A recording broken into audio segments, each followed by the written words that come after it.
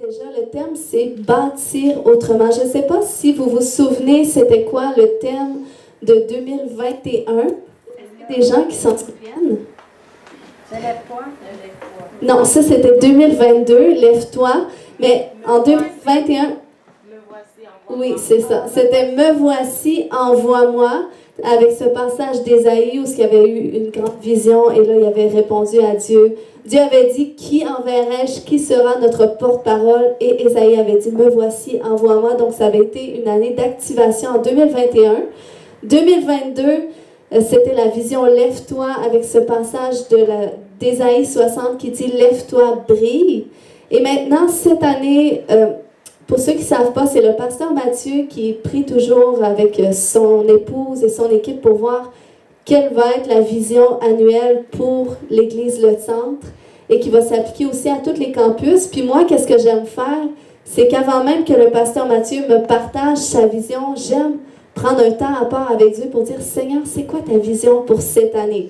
Comme ça, j'exerce mon don prophétique. Hein? On sait que la Bible nous dit d'aspirer au don de prophétie. Puis une façon d'aspirer, c'est d'exercer aussi. Donc comme ça, je peux vérifier, OK, est-ce que qu'est-ce que j'ai reçu va dans la même direction? Et je trouvais ça tellement excellent quand il a relâché cette vision de bâtir autrement. Bâtissons autrement. Est-ce qu'on peut répéter? Bâtissons autrement. Amen. Même si je suis certaine ici qu'il y a des gens qui aiment pas nécessairement le changement. Hein? On aime le confort, on aime nos habitudes. Et des fois, ça peut être source de stress de sortir de notre confort et tout ça. Mais dans la génération où nous sommes, dans la société où nous sommes, on n'a pas le choix d'apprendre à faire parfois les choses autrement. On n'a pas le choix d'apprendre à bâtir autrement. Puis vous savez, oui, le thème c'est bâtissons autrement, mais avec la notion de s'emparer. Et c'est pour ça que le verset clé, c'est Nombre 13-30 qui dit, en fait, c'était lorsque Caleb et Josué étaient revenus explorer la terre de Canaan avec les 10 autres espions. Et là, tout le monde paniquait. C'était la panique générale à cause des 10 autres qui disaient on ne sera pas capable de conquérir cette terre-là. Et là, Caleb, finalement, ça nous dit dans Nombre 13-30 qu'il fit taire le peuple qui murmurait contre Moïse et il dit montons, emparons-nous du pays et nous y serons vainqueurs. Amen. Donc, on va voir cette année comment s'emparer. De qu'est-ce que nous sommes appelés à s'emparer? Parce que nous sommes tous appelés à s'emparer de quelque chose pour l'avancement du royaume de Dieu. De s'emparer de quelque chose qui va aussi faire la différence dans notre vie, dans lequel on va se sentir poussé, dans lequel on va se sentir accompli aussi. Amen. Amen. Puis on sait que la pandémie a changé beaucoup de choses, veut pas. On sait comment est-ce que ça a changé l'économie. Il y a beaucoup de commerces qui ont fermé à cause de la pandémie. Il y a beaucoup de gens qui ont revu leur façon justement de vivre à cause de cette pandémie. Ils ont vu, OK, ce dans quoi je croyais que c'était incertain, ce dans quoi je m'appuyais, finalement, je me suis rendu compte que je ne peux pas m'appuyer là-dessus. On a vu comment est-ce que l'économie est incertaine, comment est-ce que même notre liberté d'individu est incertaine. Aujourd'hui, on est libre, aujourd'hui, on peut se réunir ensemble, mais est-ce qu'on va pouvoir le faire dans 2 ans, dans 5 ans? On ne sait pas. Mais il faut quand même continuer, même si notre avenir est incertain. Mais ça ne change pas que le Seigneur, il continue de bâtir. Le Seigneur, il continue de vouloir propager la bonne nouvelle. Le Seigneur, il continue de vouloir toucher le plus d'âmes possible. Donc, c'est pour ça que nous, on doit aussi chercher cette façon de venir rejoindre notre génération, de venir rejoindre notre société là où est-ce qu'on est rendu. Ça ne veut pas dire que ça va mal autour de nous, que c'est incertain, qu'on doit arrêter et attendre le retour du Seigneur. Il y a des gens qui aimeraient ça des fois dire, écoute, moi je fais plus rien, j'attends que le Seigneur arrive, mais on sait qu'on peut attendre toute notre vie encore parce que personne ne connaît la date et l'heure. Donc c'est pour ça qu'on doit toujours continuer de voir qu'est-ce que je peux faire. Et parfois on doit voir, est-ce qu'on devrait faire les choses autrement? Et c'est ce qu'on va voir en tant qu'Église. Comment est-ce qu'on peut faire les choses autrement. Parce que pour faire les choses autrement, parfois ça nécessite de revoir le plan et de revoir la procédure pour l'accomplissement du plan. Et c'est ce qu'on va faire nous aussi, parce que je suis certaine que des gens dans ce lieu, que Dieu vous a promis des choses pour votre vie, que vous avez des rêves, vous avez des espérances dans le fond de votre cœur, mais peut-être que vous ne les avez pas encore vus s'accomplir. Eh bien, c'est le temps cette année pour voir comment est-ce que je peux faire les choses autrement. Est-ce qu'il y a quelque chose dans ma vie que je peux faire autrement? Est-ce qu'il y a quelque chose que je peux changer avec l'aide de Dieu? Et c'est ce qu'on va voir. Puis, c'est important parce qu'on sait que le peuple d'Israël dans le désert, par exemple, avec ce passage de Josué et Caleb, on sait que le peuple, lorsqu'ils sont allés explorer le pays, sont revenus, c'était la panique générale. Mais pourtant, ils connaissaient le plan. Ils connaissaient que Dieu les avait délivrés de la main des Égyptiens dans le but de les amener sur cette terre promise, dans le but de prospérer, de vivre la bénédiction de Dieu, de voir la main de Dieu agir. Ils avaient vu des miracles extraordinaires. Mais lorsqu'ils sont allés explorer le pays, à cause de leur mentalité, eh bien là, ils étaient plus capables de concevoir, mais comment est-ce que ça va être possible de conquérir cette terre-là quand on se regarde, quand on regarde notre réalité présente? On n'est même pas une armée, on est des esclaves, on arrive de l'esclavage depuis 400 ans. Puis là, Dieu nous demande d'être comme des soldats, puis de combattre un peuple qui est beaucoup plus grand, beaucoup plus nombreux que nous.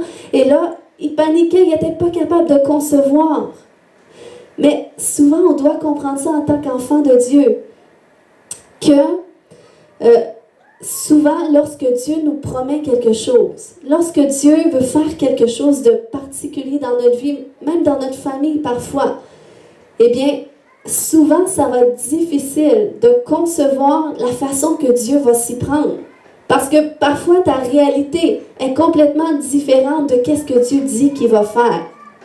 Mais c'est là où est-ce que Dieu nous amène. Parce que si on vit seulement selon qu'est-ce qu'on voit, selon qu'est-ce qu'on est capable nous-mêmes d'accomplir, c'est où est-ce qu'on a besoin de Dieu finalement. Mais on voit que Dieu, puis je suis certaine que beaucoup peuvent l'attester, que des fois on est conduit sur des autoroutes où est-ce qu'on ne comprend plus où est-ce qu'on en est. On dit, Seigneur, mais c'est quoi ton plan dans tout ça? Hein? Il y a des gens que peut-être que vous attendiez un travail ou peut-être que vous attendiez à une promotion. Le Seigneur vous a promu, vous avez décroché un emploi et tout ça, c'était une bénédiction. Mais là, rendu dans l'emploi, eh bien peut-être qu'il y a des difficultés. Peut-être qu'avec les collègues de travail, c'est difficile. Peut-être qu'avec le patron, c'est difficile. Peut-être que là, il y a des flamèches, il y a de la division. Et là où est-ce que tu penses que tu allais être béni, on dirait que finalement, tu dis, je suis plus sûre que c'est une bénédiction. Puis, dans des moments comme ça, on peut être découragé parce qu'on dit, est-ce que c'est vraiment la volonté de Dieu? C'est la même chose dans le mariage où lorsque tu planifies un mariage, lorsque tu es célibataire ou lorsque tu planifies avoir des enfants lorsque tu es marié. Et là, une fois que tu es marié ou une fois que tu as des enfants, des fois, la belle vie hollywoodienne que tu t'imaginais, eh bien, la réalité, c'est toute autre chose. Hein? Parce qu'on sait que du moment que tu partages ta vie avec une personne de plus, 2 personnes, 3 personnes, 4 personnes, eh bien là, tu n'as plus seulement tes problèmes à confronter ou à surmonter, mais tu as les problèmes de chaque personne. Donc, c'est multiplié, puis parfois, il y a des temps difficiles. Puis parfois, on peut être tenté de dire, écoute, c'est pas le plan de Dieu. Pourquoi je me suis mariée ou pourquoi j'ai voulu avoir des enfants finalement? J'aurais dû écouter la voix de Dieu. Ou des fois, on se remet en question comme ça. Et le peuple d'Israël, c'est ce qu'il a fait. Il s'est remis en question. Mais pourtant, c'était le plan de Dieu. Dieu permet certaines saisons. Le Seigneur, il veut nous transformer. Et il doit permettre certaines circonstances, justement, pour transformer notre mentalité. Puis, moi, je me souviens, personnellement, juste avant les fêtes, à un certain moment donné, j'étais comme découragée parce qu'il y a comme une situation difficile que je vivais avec un de mes enfants. Puis là, je ne savais pas comment gérer tout ça. Puis là, j'ai fait comme la Bible me dit, je pense que c'est dans Matthieu 11, 28, où Jésus a dit, « Venez à moi, vous tous qui êtes fatigués et chargés, et je vous donnerai mon repos. Prenez mon joug sur vous qui est doux et léger. Donc, c'est ce que j'ai fait. Je suis venue au Seigneur, j'ai dit, là, Seigneur, je me décharge sur toi. Je me décharge au pied de ta croix. Puis, j'ai pas juste fait ça, parce que des fois, on fait ça, mais on oublie le reste du verset qui dit, où Jésus a dit, recevez mes instructions. Hein? Des fois, on est fatigué, chargé, on dit, ah Seigneur, je te remets ça entre tes mains, puis on passe à autre chose. On n'écoute pas nécessairement les instructions. Et qu'est-ce que ça fait? Ça fait que finalement, on est comme d'une roue qui tourne, finalement, notre situation nous dérange, et là, on se décharge, mais là, on retourne, et là, ça nous dérange, puis finalement, on n'est jamais déchargé. Donc là, c'est ce que j'ai fait. J'ai dit, OK, j'ai dit, Seigneur, je me décharge au pied de ta croix, maintenant, c'est quoi je dois faire avec ça? Qu'est-ce que tu veux que je fasse avec ça? Et là, j'ai entendu la douce voix du Saint-Esprit qui me dit, tu es submergé avec qu'est-ce que tu vois présentement. Il dit, viens un instant à ma perspective. Viens voir les choses de plus haut.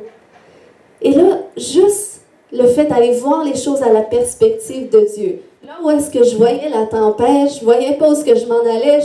On dirait que, en tout cas, je savais plus quoi faire. Il n'y avait plus d'outils qui marchaient. Mais c'est comme à la perspective de Dieu, les choses étaient plus claires. La tension est descendue. Et c'est comme ça que le Seigneur m'a montré comment est-ce que je pouvais passer à travers de tout ça. Et il m'a donné la grâce de le faire. Parce que c'est pas tous les outils, ça prend la grâce aussi. Et le Seigneur le fait. Puis, je suis sûre que ça peut encourager quelqu'un dans ce lieu parce que je sais que tout le monde traverse différentes choses selon la saison dans laquelle vous êtes.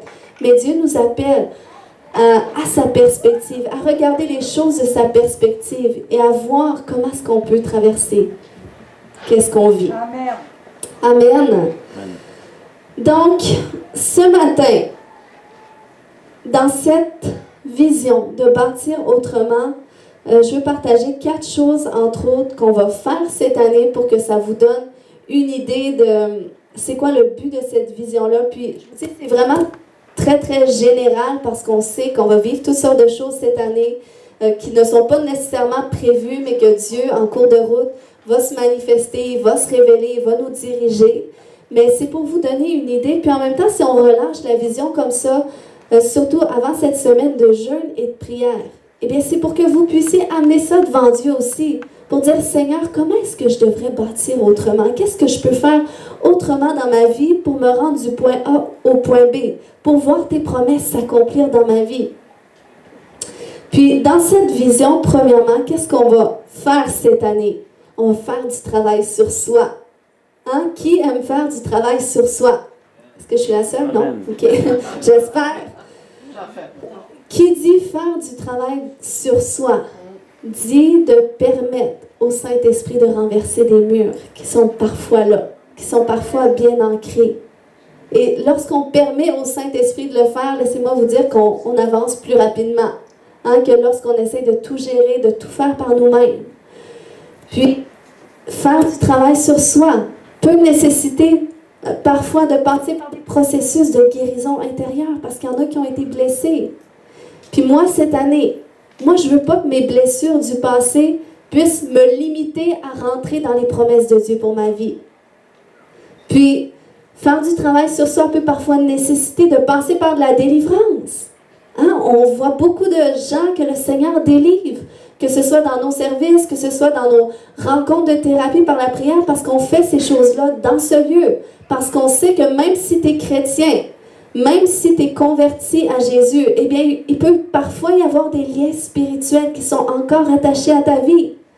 Ce qui peut expliquer, parce que des fois, il y a des gens qui vivent des combats, puis là, ils ne savent plus comment combattre, puis là, ils s'appuient sur ce verset dans Exode, lorsque le peuple d'Israël sont sortis d'Égypte, et là, Moïse leur a dit, restez en place, regardez la délivrance que l'Éternel va vous accorder. Et là, les gens, des fois, sont comme ça, ils disent, écoute, je ne sais plus quoi faire avec ma situation, je vais rester en place, je vais regarder qu'est-ce que le Seigneur va faire. Mais des fois, ces gens-là sont encore en Égypte. Ils sont encore dans la servitude. Il y a encore des liens rattachés à leur vie. Puis, ils disent, je vais regarder la délivrance que l'Éternel va m'accorder. Mais attends, il y a une étape, il faut que tu retournes en arrière. Il y a peut-être des liens qui sont là. Parce que si tu es encore en Égypte, laisse-moi te dire que tu vas les regarder longtemps, tes ennemis. Puis eux autres aussi vont te regarder puis ils vont se réjouir. Mais cette année, on va se mobiliser pour avancer libre et victorieux. Parce que Jésus est venu pour qu'on ait cette vie abondante, pour qu'on soit complètement libre et qu'on puisse aider les gens autour de nous aussi à être libres et victorieux. Amen. Puis si on veut bâtir des choses autour de nous, si on veut bâtir des relations saines, si on veut bâtir des choses solides, ça commence par nous. Parce qu'on ne peut pas donner qu'est-ce qu'on n'a pas. Amen. Amen. Donc ça, c'est une chose qu'on va faire. Puis, aussi, c'est pour ça que vendredi, on veut prendre le temps pour aller prier, pour aller briser les liens spirituels, briser les malédictions, parce que croyez-le ou non, il y en a dans les familles. C'est pas juste en Afrique, il y en a autant ici au Québec. Je vous dis, avec la religion catholique, avec la religion tout court, parce que souvent on retrouve de la religion même dans les églises évangéliques. Donc des fois, il faut aller briser. Des fois, c'est des doctrines qui sont là. Des fois, c'est la religion qui est fortement ancrée et ça t'empêche de vivre le surnaturel de Dieu. Ça t'empêche de laisser le Saint-Esprit se manifester, couler à travers de toi. OK? Donc, c'est ce qu'on va faire. Puis, je crois que c'est nécessaire aussi, si on veut, déjà aussi voir l'unité dans nos maisons. Ça doit commencer par soi.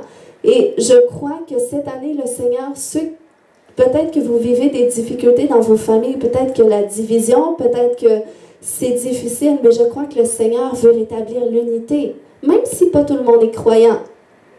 Le Seigneur désire qu'on soit unis les uns avec les autres. Puis, des fois, il faut faire les choses autrement. Même avec nos enfants. Mes enfants sont petits, mon plus vieux, il va avoir 7 ans bientôt. Puis je me rends compte qu'à chaque étape, il faut que je revoie mon éducation. Il faut que je revoie ma façon de faire. Puis il me semble que c'est rapide. On dirait que c'est comme aux 2 mois, il y a quelque chose de nouveau. Mais je sais que lorsqu'ils grandissent, c'est différent. Mais vos enfants ont quand même besoin de vous. Moi, j'ai encore besoin de ma mère. Oui, différemment. Mais peut-être que des fois, il faut que son approche envers moi soit différente aussi. Parce que je suis sa fille. Puis vous, en tant que parent, il faut que vous demandiez à Dieu, est-ce que je peux faire les choses autrement pour rétablir une relation saine avec mon enfant? Amen. Amen. Et ça vaut aussi pour les mariages, ou si tu prévois te marier. Peut-être que tu es célibataire et tu dis, je veux me marier, ça fait des années que je prie pour cette promesse et je ne la vois pas. Mais là, peut-être que cette année, c'est le temps de faire les choses autrement. Peut-être que c'est le temps de voir, écoute, y a-t-il des choses dans ma vie que je peux changer pour laisser entrer cette personne que Dieu a préparée pour moi. Parce que si Dieu a dit, il n'est pas bon que l'homme soit seul, c'est parce que c'est sa volonté que vous soyez mariés, si c'est votre désir. Deuxièmement, qu'est-ce qu'on va faire aussi dans cette vision de bâtir autrement? On va travailler sur notre intimité avec le Seigneur. Amen. Notre intimité avec le Seigneur qui, je crois, devrait être à la base de tout, qui est vraiment à la base de notre consécration à Dieu et à la base de notre succès. Je le crois fermement. Puis, cette vision de bâtir autrement avec cette notion de s'emparer, ça va aussi, selon le passage, le livre de Néhémie. Je ne sais pas si tout le monde connaît Néhémie, mais c'est tellement une histoire extraordinaire. Comment est-ce que Néhémie a été l'initiateur de la reconstruction de la muraille de Jérusalem à une époque où elle était toute détruite.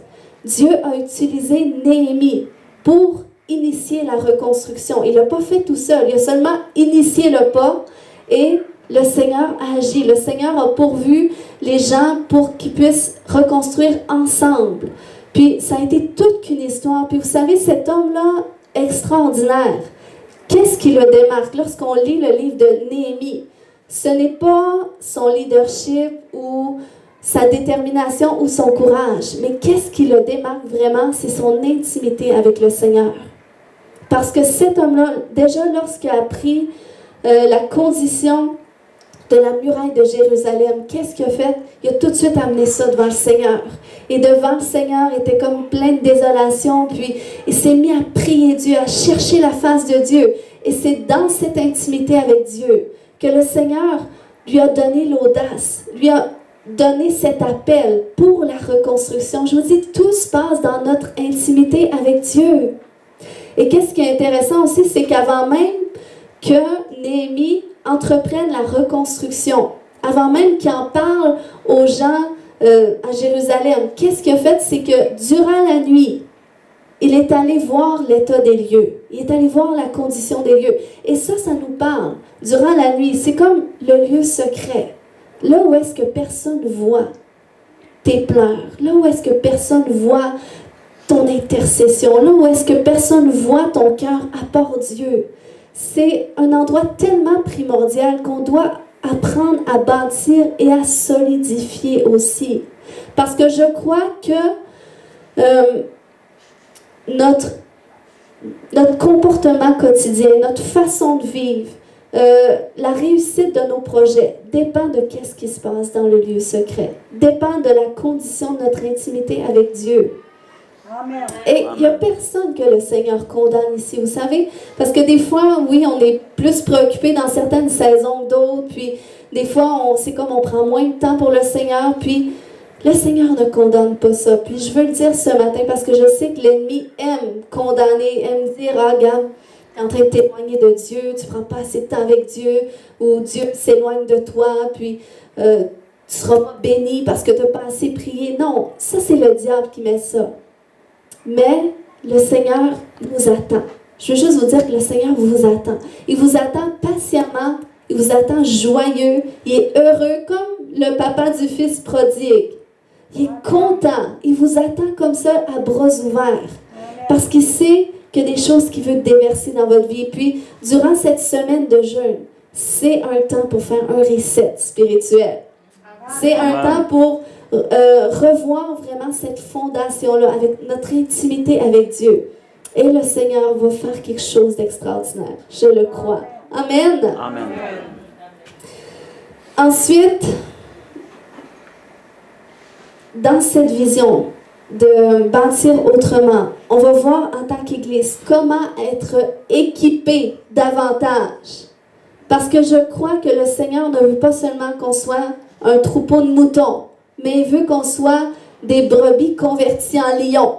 OK? Le Seigneur veut qu'on apprenne à mener nos combats. Il veut qu'on soit équipés. Il veut qu'on puisse découvrir notre appel. Il veut qu'on puisse marcher dans les dons spirituels aussi qu'il nous a donnés. Et ça, je crois que c'est important. Si on est une église vivante, si on sert un Dieu vivant, ça veut dire que l'Esprit, le même Esprit qui a ressuscité Jésus d'entre les morts, habite en nous et il veut se manifester par nous. Et on va voir comment être utilisé de Dieu, comment être un instrument utile entre les mains de Dieu. Amen. Parce que je crois encore que beaucoup de gens dans ce lieu, que vous avez des dons extraordinaires que Dieu a mis en vous, mais qui sommeillent encore. Et moi, je veux déclarer déjà aujourd'hui qu'il y a une activation à ce niveau, que les prochains jours vont révéler qu'est-ce que Dieu a déposé en vous, qu'il veut utiliser au service de quelqu'un d'autre. Amen. Amen. Donc, c'est ce qu'on va faire, puis on va voir aussi comment confronter l'adversité, parce qu'on sait que notre adversaire, il est là. Puis il va essayer de venir défaire qu'est-ce que Dieu essaie de faire dans notre vie. On va avoir toutes sortes de tests encore cette année. Oui, je sais que j'avais donné cette parole où est-ce que le Seigneur est pour se manifester comme Jiré, comme Jéhovah Jiré, comme le Dieu qui pourvoit. Il va manifester sa promesse. Mais il ne faut pas oublier qu'avant qu'il le fasse pour Abraham, Abraham a passé par un test. Puis on va passer encore par des tests cette année. Test d'offense, test de foi. Puis des fois, le Seigneur va permettre qu'il y ait des moineaux, des gens qui arrivent autour là, pour essayer de défaire qu'est-ce que tu essaies de bâtir, pour essayer de semer le doute ou le découragement, parfois même des fois envers ton pasteur. Hein?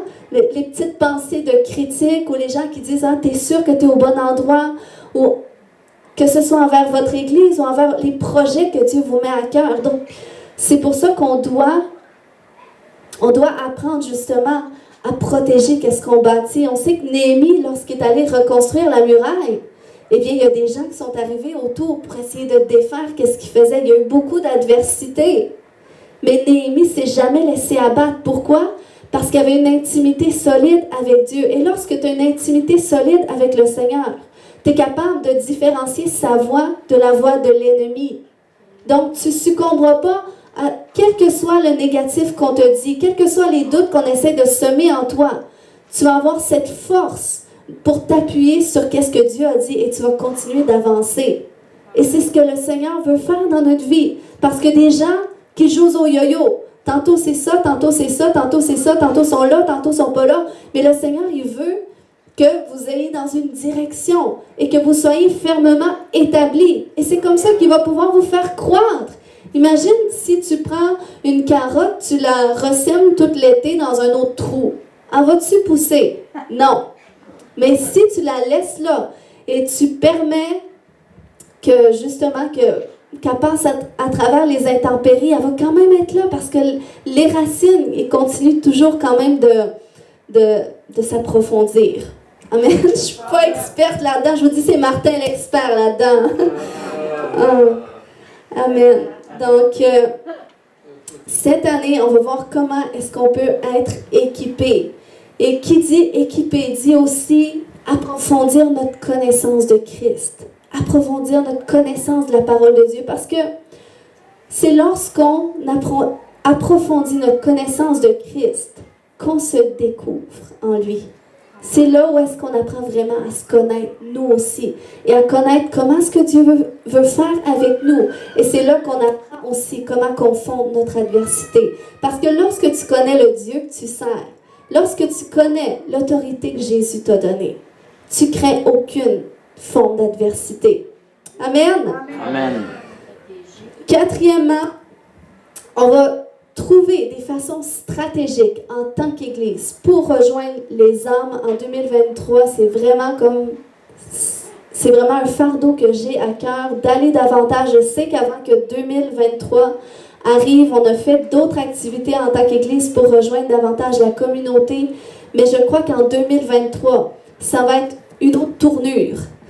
J'ai vraiment l'intention qu'on se fasse former davantage en tant qu'Église dans l'évangélisation. Qu'on ait vraiment un ministère d'évangélisation dans notre Église avec les gens qui sont en feu. Je ne sais pas s'il y a des gens en feu ici. Hein? Il y a quelques personnes. Bon, c'est bon. Mais on veut justement faire vraiment ce ministère d'évangélisation dans notre Église. Et j'ai l'intention de faire venir des gens qui vont nous former aussi. Comment évangéliser? Comment faire de l'évangélisation de rue? Comment évangéliser dans notre milieu? Je crois que c'est nécessaire et c'est le désir du Seigneur. Amen. Ensuite, on va organiser différents événements en mars. Je ne sais pas s'il y a des femmes dans ce lieu, mais en mars, on est en train de planifier une journée des femmes. Amen, amen, amen. Donc, préparez-vous. Mars, ça va être le deuxième samedi de mars. Ça va être dans ce lieu une journée pour les femmes. Ça va être extraordinaire. Ensuite, il va y avoir aussi une journée pour les hommes, éventuellement.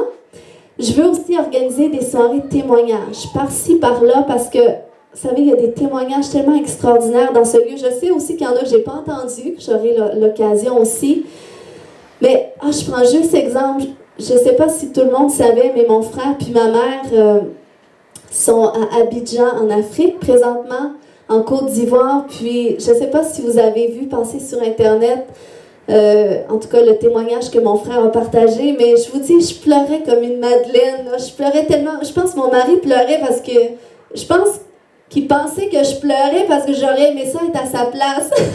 Mais non, je pleurais parce que je disais, Seigneur, v'là 6 ans, mon frère, c'était la prison, c'était la drogue, c'était n'importe quoi, sa vie faisait aucun sens. Puis Seigneur, tu fais vraiment des miracles. Puis ça, c'est tellement un témoignage pour les gens dans vos familles qui sont peut-être perdus, qui ne suivent pas le Seigneur. Mon frère, je vous le dis, si le Seigneur ne le sauvait pas, c'était la mort qu'il prenait. Il était vraiment au fond, là, au fond du baril. Puis aujourd'hui, il évangélise en Afrique. Non, mais j'en reviens pas. Puis avec ma mère, je me réjouis tellement pour ma mère parce que ma mère, elle a eu 4 enfants. Puis elle a eu ça difficile, ma mère. Elle a eu ça difficile. Imagine ton enfant qui n'arrête pas d'aller en prison, tes autres enfants qui font toutes sortes de niaiseries aussi. Je ne l'ai pas épargné non plus, ma mère, même si je suis pasteur aujourd'hui. Mais c'est une récompense pour elle, tu sais, de voir ça. Puis le Seigneur aussi. Ça, je le prophétise sur chaque parent dans ce lieu, que vos enfants ont peut-être un certain âge. Je prophétise que Dieu va pourvoir leur salut, que Dieu va pourvoir aussi l'épanouissement de vos enfants dans le Seigneur. Amen. Ah, c'était pour quelqu'un ce matin, c'est comme je voyais quelqu'un l'attraper. Ensuite, cette année, on va aussi faire une conférence régionale. Je ne vous dis pas encore ça va être quoi le thème, mais je me réjouis déjà pour ça. Puis, je sais que ça va être quelque chose de grand, tellement que j'ai tellement aimé ça, aller au camp musical pour le concert Espoir. Comment on aimait ça? J'ai tellement aimé ça que notre conférence, ça va être au camp musical. J'ai tellement trouvé que c'était un bel endroit. Puis, en tout cas, si le Seigneur veut, peut-être qu'on déplacera la conférence à différents endroits dans la région. Ensuite, cette année, je crois que le Seigneur pourvoit pour notre équipe de louange. Je vous l'annonce. C'est pas des choses qui sont concrètes encore, mais je crois que le Seigneur envoie des gens talentueux, puis c'est la vision du Seigneur qu'on ait notre équipe de louange. Même si, moi, je suis tellement bénie par la louange, l'Église le sent, on sent l'onction du Saint-Esprit, mais je sais que ça va être quelque chose de nouveau avec notre groupe, puis je vous invite aussi à prier pour ça. Amen. Amen. Donc, en gros, c'est ce que le Seigneur va faire dans notre vie, c'est ce que le Seigneur va faire dans notre famille, dans notre Église cette année, et je m'attends vraiment qu'on va vivre le surnaturel de Dieu. Qu'on va vivre des percées surnaturelles, qu'on va vivre Jéhovah Jireh, qu'on va vivre, le Seigneur nous réserve des surprises, puis j'aimerais qu'on augmente nos attentes sur Dieu. C'est comme moi, j'aime ça, offrir quelque chose à mon enfant quand je sais qu'il a tellement hâte de le recevoir. Ça fait longtemps qu'il y pense, puis ça fait longtemps qu'il m'en parle. Il est tellement excité, donc je sais qu'il va être content. Je préfère faire ça que... Non, ben c'est sûr qu'ils sont dans un âge qu'ils sont contents pareil, peu importe ce que je leur donne, mais vous voyez ce que je veux dire. J'aimerais qu'on mette nos attentes sur Dieu, qu'on imagine, qu'on planifie. Ah, le Seigneur veut faire ça, donc le Seigneur va le faire, puis... Le Seigneur fonctionne par saison. Hein. On prie pour l'année 2023, mais oui, il y a peut-être des promesses qu'on va voir dans l'année 2024-2025, peu importe. Mais c'est qu'est-ce qui se passe aujourd'hui? Les semences qu'on fait, le travail qu'on fait, la fondation qu'on travaille maintenant, c'est elle qui va paraître dans le futur. Donc c'est pour ça que c'est ça. Il faut vraiment comme y aller de l'avant, puis il faut vraiment comme focusser sur qu'est-ce que Dieu veut faire en ce moment. Peu importe quand est-ce que ça va payer, peu importe quand est-ce qu'on va voir les résultats, qu'on puisse vraiment s'attendre à Dieu, qu'on puisse bâtir maintenant, puis le Seigneur va faire des choses glorieuses. Amen. Amen. Donc j'aimerais qu'on prie ce matin, c'est pas plus long que ça, mais si on peut se lever tout le monde ensemble ce matin, puis j'aimerais rajouter aussi en terminant que, vous savez, c'est la vision que Dieu a mis dans mon cœur en lien avec ce que le Seigneur a partagé déjà au pasteur Mathieu. Mais vous savez, de la même façon que Néhémie a été l'initiateur de la vision que Dieu a mis dans son cœur, Néhémie n'a pas pu le faire seul. Il y avait besoin des gens qui étaient sur place, selon leur localité. Hein? Puis le Seigneur a besoin de vous, on a besoin de vous. Selon votre localité spirituelle, selon qu'est-ce que Dieu a déposé en vous. On ne vous demande pas de faire ou d'être qu'est-ce que vous n'êtes pas appelé à faire ou à être. Mais on vous demande d'être et de faire selon ce que vous êtes appelé. De répondre à votre appel de Dieu. C'est assez de faire les Jonas ou de faire les Thomas à dire est-ce que Jésus existe vraiment et est-il vraiment mort? À un moment donné, il faut aller à un autre niveau. Et là, le Seigneur nous attend à un autre niveau durant cette semaine. Il va y avoir d'autres niveaux qui vont être atteints. Donc, on puisse se lever ce matin en prière pour engager vraiment notre cœur, notre foi avec cette vision pour dire « Seigneur, je suis prêt. Seigneur, je suis prêt. Je veux bâtir autrement, Seigneur Dieu. Je suis prêt, Seigneur Dieu, à faire les choses autrement si tu me le demandes. » Au nom de Jésus, qu'on puisse élever nos voix devant le Seigneur. Qu'on puisse dire, Seigneur, merci pour ta présence. Merci pour ce message qui devait me parler. Même si je suis seulement visiteur aujourd'hui dans ce lieu, je devais entendre ce message. Ce message est prophétique parce que tu veux faire les choses différentes dans ma vie. Donc, Seigneur, que cette parole de bâtir autrement, vous puissiez la méditer encore, même si vous êtes seulement visiteur, même si on parlait de notre Église et Peut-être que ce n'est pas votre église, mais le Seigneur veut faire les choses autrement dans votre vie. Le Seigneur veut agir. Le Seigneur veut vous bénir. Le Seigneur veut vous faire entrer dans vos promesses. Le Seigneur veut débloquer des percées. Et peut-être que c'est le temps de réaliser que qu'est-ce que tu fais depuis toutes ces années. Maintenant, c'est le temps de faire autre chose. C'est le temps de réviser. Alléluia. Saint-Esprit, merci. Merci pour ta parole, Seigneur Dieu. Merci pour la révélation de ta parole. Merci pour la révélation de ton cœur dans nos vies. Alléluia. Seigneur, viens faire remonter sur les cœurs en ce moment. Qu'est-ce que tu désires faire dans leur vie? Viens faire remonter sur leur cœur, Seigneur Dieu, les promesses que tu n'as pas accomplies et que tu désires accomplir, Seigneur, qui avaient peut-être mis de côté en disant Dieu ne veut pas le faire, en disant c'est trop long, donc ils ont abandonné. Mais aujourd'hui, Seigneur, tu les appelles à reprendre la construction de la muraille, à reprendre la préparation de cette promesse. Alléluia, Seigneur, merci que tu viens te révéler, Saint-Esprit. S'il vous plaît.